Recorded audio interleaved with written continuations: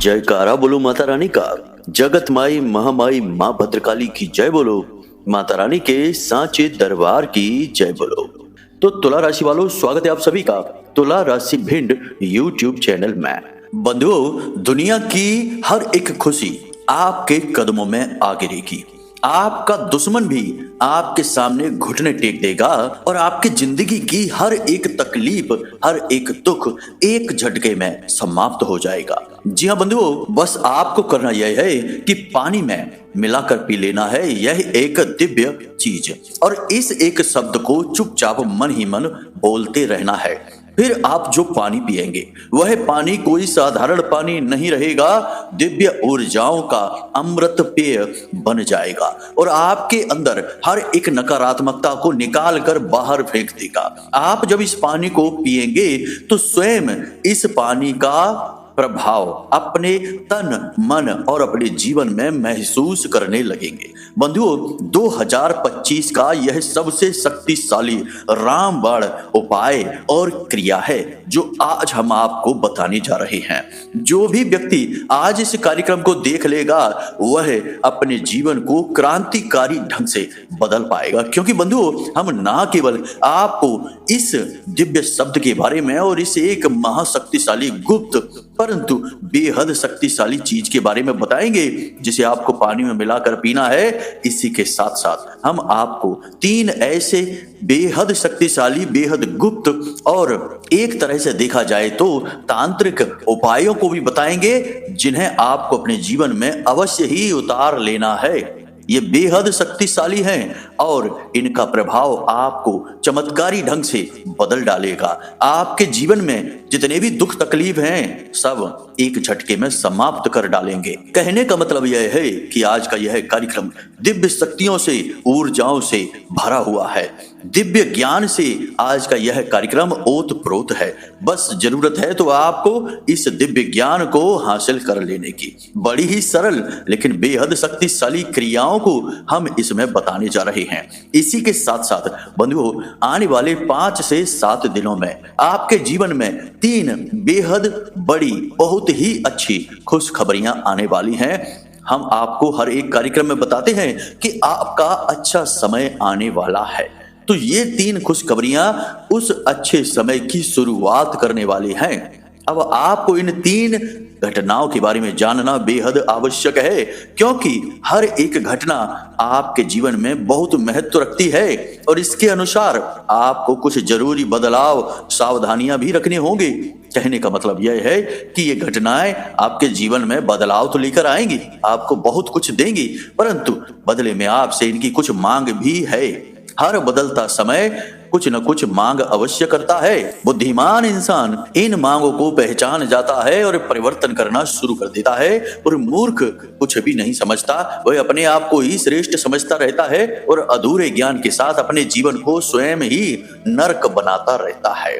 बंधुओं, आज का यह कार्यक्रम बहुत ही गहरे शोध और अध्ययनों पर आधारित है, ज्योतिषीय गणनाओं पर आधारित है और सबसे बड़ी बात कि हमारी साधनाओं और जीवन के अनुभव पर भी आधारित है। माता रानी की दिव्य कृपा आज के इस कार्यक्रम में हर एक पल, हर एक क्षण में भरी हुई है। बस आपको आज का यह कार्यक्रम अंत तक देखना है, यही हमारा आपसे निवेदन है, तभी हमारी मेहनत और महामाई के प्रति हमारी भक्ति सफल हो पाएगी। बंधुओं, ऐसे दिव्य कार्यक्रम रोज रोज नहीं बनते हैं, दिव्य शक्तियों के आशीर्वाद और कृपा का परिणाम होते हैं ऐसे महाशक्तिशाली और जीवन को बदल देने वाले कार्यक्रम। तो इन कार्यक्रमों को मिस करना महामूर्खता का कार्य होगा। बंधुओं, हम आपसे उम्मीद करते हैं कि आप इस कार्यक्रम में अंत तक अवश्य ठहरेंगे। तो चलिए बिना समय गवाए महामाई को याद करते हुए आज के इस महान कार्यक्रम की शुरुआत करते हैं। कमेंट बॉक्स में पूरे भक्ति भाव के साथ, प्रेम के साथ लिख डालिए, जय मां भद्रकाली कृपा करो। महामाई आपके ऊपर निश्चित कृपा करेंगी। 1 बार नहीं, 3 बार लिखना बंधुओं, कोई कंजूसी नहीं, कोई भी आलस नहीं, बस लिख डालो, यह आपका प्रेम है जो महामाई की कृपा और उनके अनन्य प्रेम को आपकी ओर आकर्षित करेगा। इसी के साथ साथ बंधुओं, यदि आप इस चैनल कार्यक्रम पर पहली बार आए हैं तो आप इस चैनल को तुरंत अभी इसी वक्त सब्सक्राइब कर लें। बगल में जो सब्सक्राइब का बटन है उसे आप अभी दबा दें। ऐसा करते ही आप न केवल हमारे बल्कि महामाई के दिव्य धाम के परिवार के सदस्य बन जाएंगे। याद रखना कि यह कार्यक्रम महामाई के दिव्य धाम से ही प्रसारित होता है। तो जब आप माई के परिवार के सदस्य बन जाएंगे तो आपके ऊपर माई की कृपा तुरंत बरसनी प्रारंभ हो जाएगी और अगले 3 से 5 दिनों में आपको एक बहुत बड़ी खुशखबरी प्राप्त होगी जो माई का आशीर्वाद होगा। इसी के साथ साथ आपको कमेंट बॉक्स में लिखना है कि मैं भी माई के परिवार का हिस्सा हूं। ऐसा लिखने से महामाई का विशेष लाड़ और प्यार आपके ऊपर बरसेगा, क्योंकि आप अपनी मां को रिझा रहे हैं। महामाई इस ब्रह्मांड और ऐसे अनंत कोटि ब्रह्मांडों की मां को रिझा रहे हैं, और जो बालक बहुत प्रेम करता है, रिझाता है, उस बालक के प्रति महामाई का प्रेम अलग ही स्तर पर होता है। तो चलिए जल्दी से कमेंट बॉक्स में लिखिए, मैं भी माई के परिवार का हिस्सा हूं। तो चलिए बंधु, चैनल को सब्सक्राइब कर लिया है आपने, अब आगे बढ़ते हैं, मूल विषय को प्रारंभ करते हैं। कब आप जीवन में तरक्की करेंगे, कब आपके जीवन में बाधाएं आएंगी, कब रोग आएंगे, कब दुर्घटना होगी, कब आपकी संतान होगी, कब आपका विवाह होगा, ये सारी बातें जानने का क्या तरीका है? अक्सर लोगों के मन में यह उत्सुकता रहती है। या फिर जीवन में इतनी उथल पुथल क्यों है, परेशानियां क्यों हैं, क्यों हर पल केवल और केवल टेंशन है, कोई भी काम कर लो उसमें कामयाबी नहीं मिलती है। इन सब का कारण बताना और उनका समाधान कहां से प्राप्त होगा? केवल एक ही मार्ग है, आपकी कुंडली। आपके पैदा होते ही आपके पूरे जीवन की कहानी ग्रह नक्षत्रों के आधार पर लिख दी गई है। आपके जीवन की एक सिंगल घटना भी उस कुंडली के दायरे से बाहर नहीं जाएगी। यदि आपको भी अपने जीवन में श्रेष्ठ मार्गदर्शन की तलाश है और जीवन की समस्याओं का कारण जानना है, तो नंबर हमने दे रखा है वीडियो में। इस नंबर पर फोन करिए। 10 बजे से 4 बजे के बीच कभी भी फोन करके अपनी डिटेल बताइए। एक छोटी सी दक्षिणा के साथ अपनी कुंडली का श्रेष्ठतम आकलन करवा डालिए। बंधु, हम आपको सामान्य सी जानकारी देते हैं, उसके बाद इस गुप्त रहस्य की ओर चलेंगे, जिससे आपको भरोसा होगा कि जो बातें आगे हम आपको बताने जा रहे हैं वे बातें सचमुच में महाशक्तिशाली ज्ञान को लेकर आई हैं। तो ध्यान से सुनिए। पानी हमारे जीवन का आधार है, एक मूल तत्व है जिसमें संपूर्ण जीवन पनप रहा है। यदि हम इस संसार की बात करें तो जिस पृथ्वी पर हम रहते हैं उसका लगभग 70 से 75% पानी ही है, और जिस शरीर में हम रहते हैं इस शरीर का भी लगभग 70 से 75% पानी ही है। और पानी एक ऐसा तत्व माना जाता है जो कि ऊर्जाओं को बहुत अच्छी तरह से अपने अंदर समाहित कर लेता है, और इस बात के प्रमाण हमारे शास्त्रों में, हमारे वेदों में हर जगह देखने को मिलते हैं। आपने देखा होगा कि ऋषि मुनि अपने साथ हमेशा एक कमंडल लेकर चलते थे, और उस कमंडल में उनका भोजन नहीं, उनके लिए विशेष जल हुआ करता था। जल के साथ यह नियम है कि यह जिस भी वातावरण में रहता है उस वातावरण की ऊर्जाओं को अपने अंदर समाहित कर लेता है। फिर जब कोई व्यक्ति इस जल का प्रयोग करता है, चाहे वह किसी भी तरह से करे, चाहे स्नान करने के लिए करे, चाहे उसे पीने के लिए करे या भोजन बनाने के लिए करे, उस विशेष ऊर्जा का प्रभाव उस चीज में आ जाता है।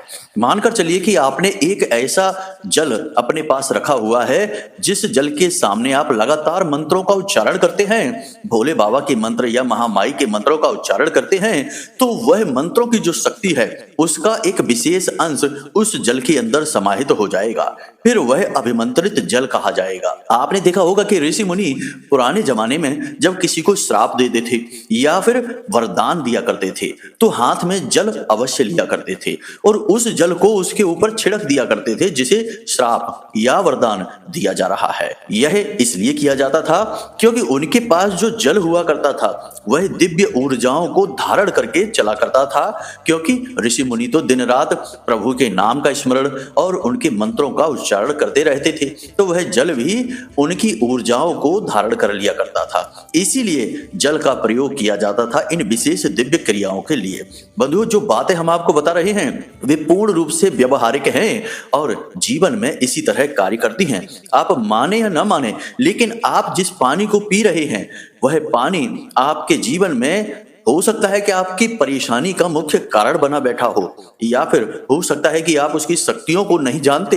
इसलिए आप उस पानी का सदुपयोग नहीं कर पा रहे हैं। अब चलिए बात करते हैं स्नान की। तो आप जब स्नान करते हैं तो स्नान करने के बाद आप एकदम तरोताजा महसूस करते हैं, मन आपका हल्का हो जाता है और आपके अंदर एक नई ऊर्जा का संचार महसूस होने लगता है। आप सुबह से जागिए और स्नान न करिए तो आपको आलस हमेशा घेर कर बैठा रहेगा, लेकिन जैसे ही आप आप स्नान आदि करते हैं तो आप एकदम स्वच्छ हो जाते हैं और आपके अंदर एक नई ऊर्जा का संचार होता है। ऐसा क्यों होता है? क्योंकि आपने जल का प्रयोग किया है। जल ना केवल आपके शरीर के मैल को साफ करता है, बल्कि आपके आसपास और आपके अंदर नकारात्मक ऊर्जाओं को भी दूर भगा देता है। अब यहाँ पर सोचने वाली बात यह है कि हमने कहा कि आपके जीवन की परेशानियों का मुख्य कारण हो सकता है कि आपका जल हो, यानी आप जिस जल का प्रयोग करते हैं, खास तौर से आप पीने के लिए जिस जल का प्रयोग करते हैं। तो अब ध्यान से सुनिए, कैसे हम जिस पानी को पीते हैं वह पानी हमारे अंदर नकारात्मकता को भरता है, हमारे आसपास नकारात्मक ऊर्जाओं को आकर्षित करता है। ध्यान से सुनिए, यदि आप जिस पानी को पीते हैं वो बर्तन लोहे का है, स्टील का है या फिर प्लास्टिक का है, तो निश्चित तौर पर पानी आपके लिए भयंकर नकारात्मक ऊर्जाओं को लेकर चल रहा है। आप प्राचीन काल में जाइए, पानी के लिए अक्सर मिट्टी के घड़ों का प्रयोग किया जाता था। मिट्टी शुक्र का सूचक है, पकी हुई माटी मंगल का सूचक है। जब आप शुक्र और मंगल की ऊर्जाओं को जल के अंदर समाहित कर देते हैं तो यह दो कार्य करते हैं। शुक्र आपके धन, वैभव और भोग विलास का कारक ग्रह है। मंगल आपकी ऊर्जा का संचालक है। रोगों से लड़ने की क्षमता मंगल देता है आपको। इसी प्रकार आपने देखा होगा कि पुराने जमाने में लोहे के बर्तन या स्टील के बर्तन नहीं, पीतल के बर्तनों का प्रयोग किया जाता था। पीतल का बर्तन बृहस्पति का सूचक है। पीतल के बर्तन में रखा जल बृहस्पति की ऊर्जा को लेकर आएगा, यानी आपका गुरु मजबूत करेगा। अब गुरु क्या है? आपकी सद्बुद्धि, आपका गहरा ज्ञान, गहरी समझ और पारिवारिक सुख शांति और धन आपकी ओर आकर्षित होंगे। यानी कि जो पीतल के बर्तन में रखा जल पिएगा वह बहुत बुद्धिमान, बहुत ही तेजस्वी और बहुत ही सुंदर हो जाएगा। इसी के साथ साथ परिवार में भी सुख और शांति उसके आएगी। साथ ही साथ धन भी वह पर्याप्त मात्रा में कमा पाएगा। अब इतना नहीं कि वह लाखों करोड़ों में खेलने लगे, लेकिन इतना अवश्य कमा पाएगा कि वह अपने जीवन को सुख से जी पाएगा। तो आप समझ रहे हैं ना कि कैसे जल अलग अलग स्थानों पर जाकर अलग अलग ऊर्जाओं को धारण कर लेता है। अब ऋषि मुनियों के जो कमंडल हुआ करते थे वे अक्सर या तो पीतल के हुआ करते थे या फिर पुराने सूखे कुम्हेड़े आदि से बनाए गए होते थे, यानी वह प्राकृतिक तत्व हुआ करता था।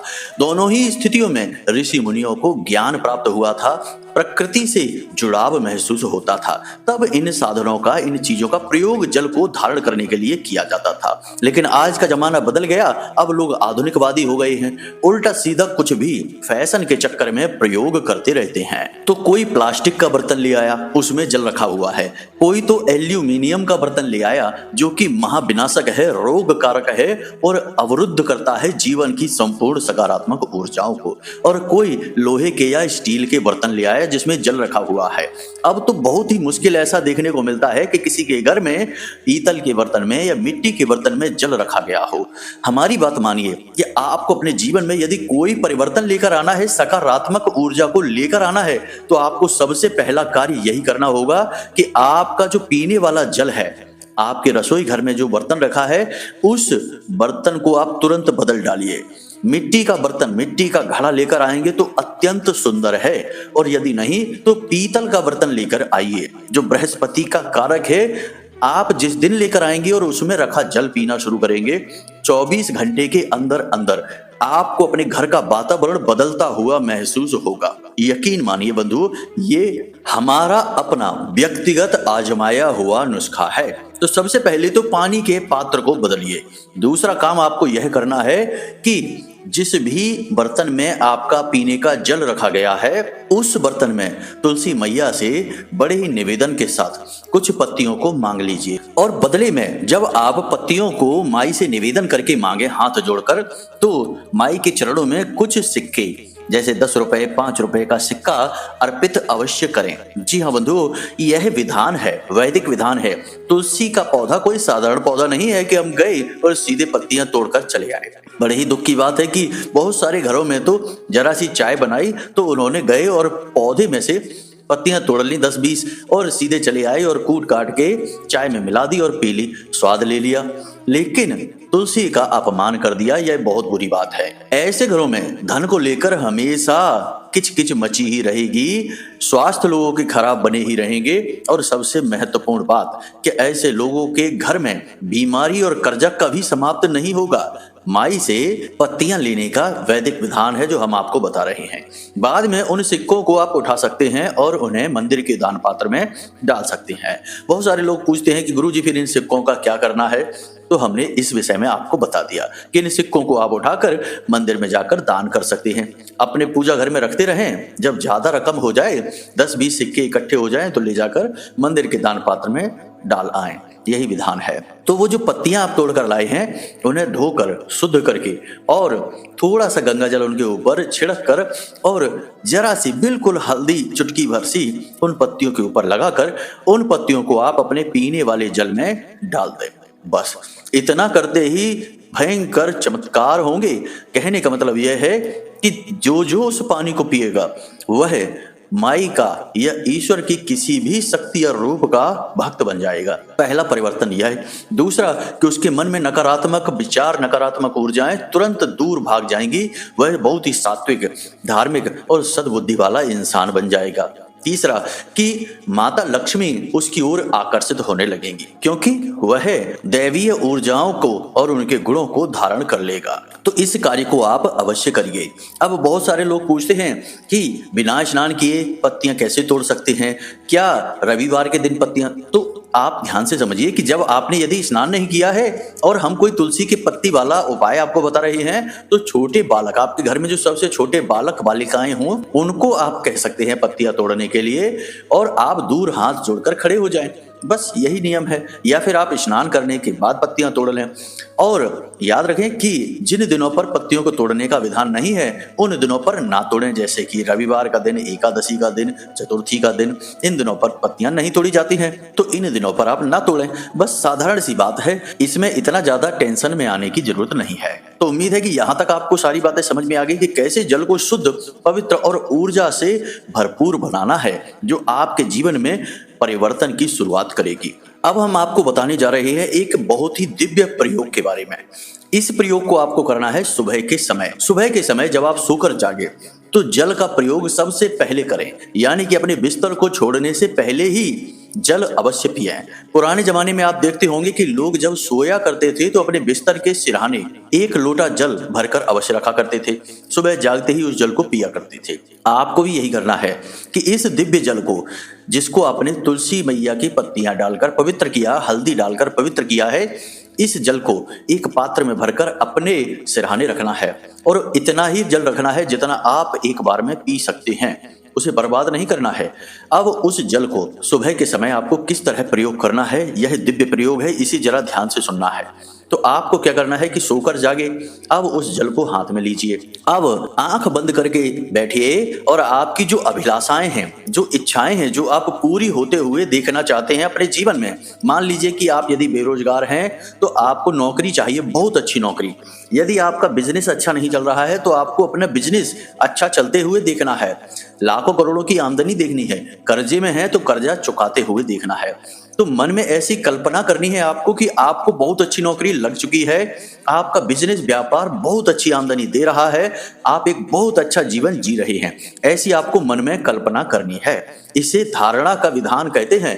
धारणा बेहद आवश्यक है। शास्त्रों में इसके विषय में बहुत कुछ बताया गया है, लेकिन अभी हम ज्यादा कुछ नहीं बताएंगे आपको। आप बस हमारी इस बात को मान लीजिए। और ऋग्वेद का कथन है कि यथा पिंडे तथा ब्रह्मांडे, यानी कि आप जिस तरह की धारणा करेंगे वैसे ही आप बनते चले जाएंगे और फिर जैसे आप बनेंगे वैसा ही आपके आसपास का ब्रह्मांड बनेगा, यानी आसपास का वातावरण भी निर्मित होता चला जाएगा। तो आपको मन में कल्पना करनी है कि आपकी बहुत अच्छी नौकरी लग चुकी है और आप बेहद खुश हैं, बहुत ही अच्छा जीवन जी रहे हैं। बिजनेस व्यापार में है तो आपका बिजनेस बहुत अच्छा चल रहा है और आप बहुत खुश हैं, मुस्कुराते रहते हैं, हमेशा हंसते रहते हैं और दुनिया में खुशियां ही खुशियां बांट रहे हैं, ईश्वर को धन्यवाद दे रहे हैं। इसी प्रकार जो भी आपकी अभिलाषा है, जो भी इच्छा है, मनोकामना है, आप ऐसा मन में विचार करें कि वह आपकी इच्छा अभिलाषा पूरी हो चुकी है और आप बहुत खुश हैं और ईश्वर को धन्यवाद दे रहे हैं। अब आंखें खोलकर अपना जो जल है, पात्र है, जैसे गिलास है, जग है या फिर जो भी पात्र है, लोटा वगैरह, उसमें उस जल को देखिए और उस जल में उस इच्छा अभिलाषा को पूरे होते हुए देखिए। यानी मन में एक चित्र बनाइए और उस चित्र को उस जल के अंदर देखिए। यह थोड़ा सा कठिन आपको लगेगा शुरुआत में, परंतु धीरे धीरे आपको इसका अभ्यास होने लगेगा। आप अच्छे से ऑफिस में बैठे हैं, ऐसा एक चित्र आपका बना है और आपने उस चित्र को उस जल के अंदर देखा है। अब आपको मन ही मन इस मंत्र को बोलना है।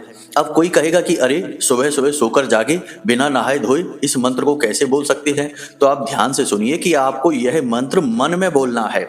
मानसिक जाप के लिए शौच अशौच की सीमाएं नहीं होती हैं, यह केवल होता है मौखिक जाप के लिए या उपांशु जाप के लिए।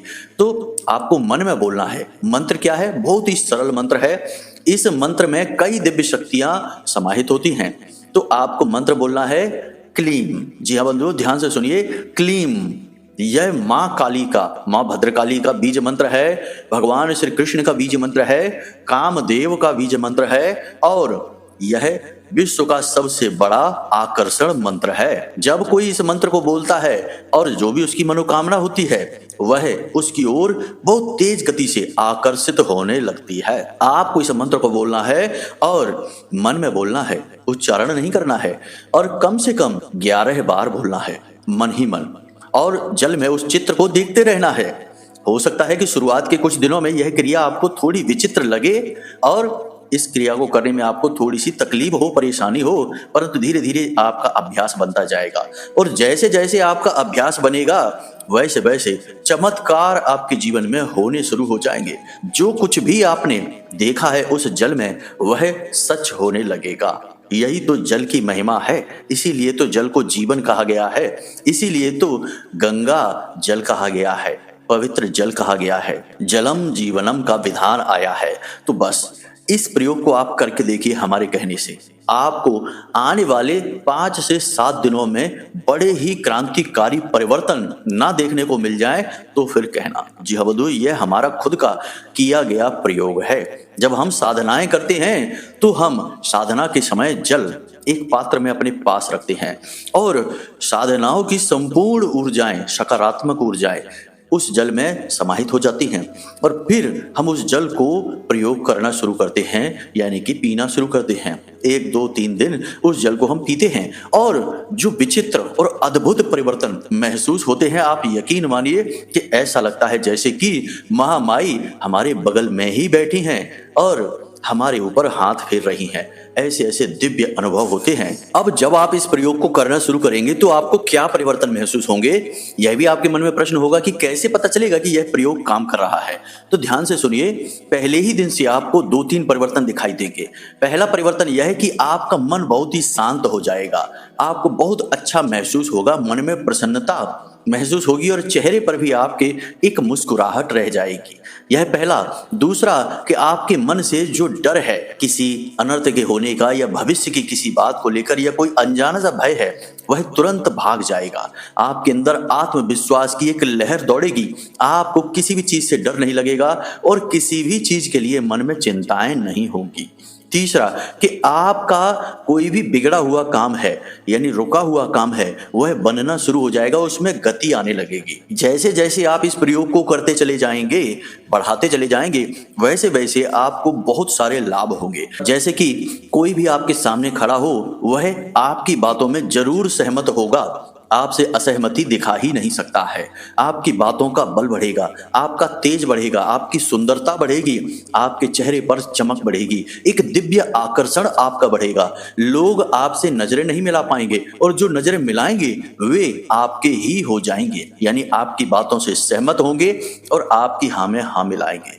बहुत ही गजब के इसके परिणाम प्राप्त होते हैं। फिर कुछ साधनाएं भी होती हैं, यदि आप उन्हें भी शामिल कर लें। जैसे कि हम कहते हैं कि आपके जो आराध्य हैं, जिनकी आप पूजा पाठ करते हैं, उनके आप जरूर महीने में कम से कम 1 बार अनुष्ठान जरूर किया करें। जैसे भोले बाबा हैं, महामाई हैं या हनुमान जी हैं, एक आध अनुष्ठान अवश्य किया करें। साधनाओं की बात कर रहे हैं यहाँ पर हम। और एक उन दिव्य शक्तियों के नाम से हवन महीने में जरूर कर लिया करें, हर हालत में किया करें।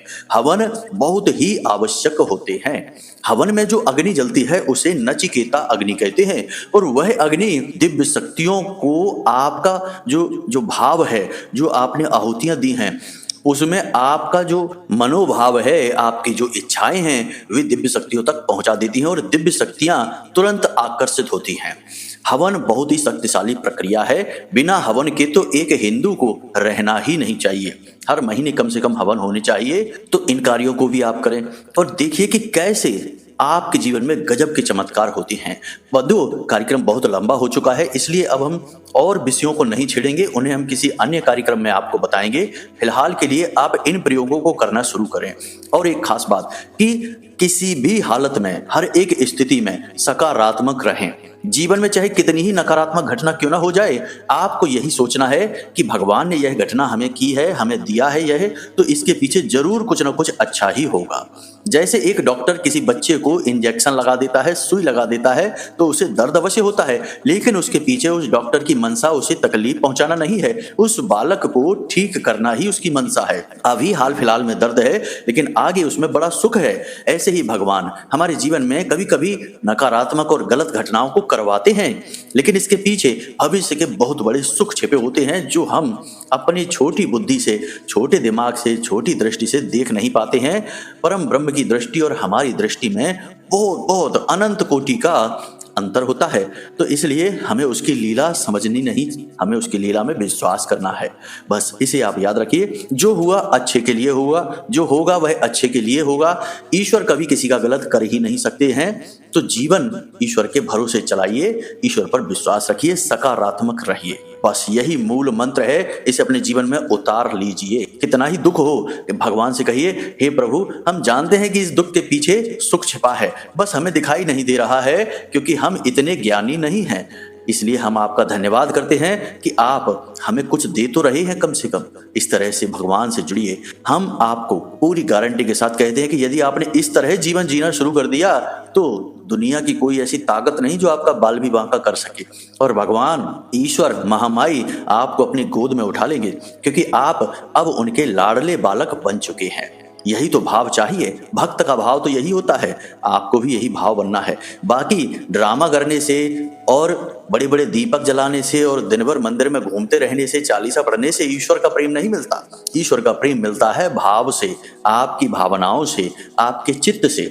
तो बस हमने आपको मार्ग बता दिया है, अब इस पर आगे बढ़िए और ईश्वर के महामाई के प्रिय बालक बन जाइए। तो बंधुओं, उम्मीद करते हैं कि जो बातें हमने आपको बताई हैं वे आपको समझ में आई हैं, अच्छी लगी हैं। इन बातों का आप प्रयोग करेंगे और आप प्रयोग करेंगे तो आपको निश्चित गारंटी से लाभ प्राप्त होंगे। तो चलिए बंधुओं, आज के इस कार्यक्रम को यहीं पर समाप्त करते हैं। यदि कोई प्रश्न आपका हो मन में, ये कुंडली विश्लेषण कराना हो, तो नंबर हमने केवल वीडियो में दिया है और कहीं कोई नंबर नहीं है। तो किसी अन्य नंबर पर फोन वगैरह ना करें, वरना आपके साथ धोखा ठगी हो सकती है। वीडियो में दिए गए नंबर पर फोन करें, एक छोटी सी दक्षिणा दें, अपनी डिटेल बताएं, आपका श्रेष्ठतम कुंडली विश्लेषण हम स्वयं करके आपको देंगे। तो चलिए बंधु, आज के इस कार्यक्रम को यहीं समाप्त करते हैं। हमेशा हंसते रहिए, मुस्कुराते रहिए, महामाई पर अपनी आस्था और विश्वास बनाकर रखिए, क्योंकि आपका उद्धार तो वहीं से होना है। तो प्रेम से बोलिए, जय माई की, जय मां भद्रकाली। माता रानी आपका कल्याण करेंगी। धन्यवाद।